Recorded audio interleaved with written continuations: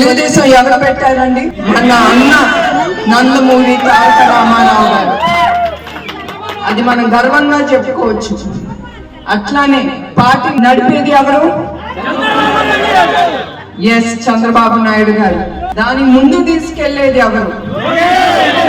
లోకేష్. తర్వాత మన పచ్చ సైనికులు మీరందరూ దాని ముందుకు తీసుకెళ్తున్నాం. అది మన పార్టీ గొప్పదనం. అవునా కాదా?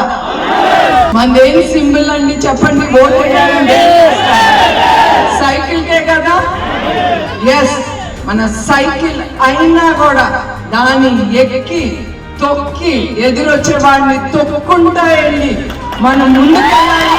మన సైకిల్ వెనక తిరిగి చూసేది లేదు. తప్పకుండా అన్నం తొక్కుంటా వెళ్ళి మన తెలుగుదేశం జెండాని పైకి పుచ్చుకుందాం గర్వంగా.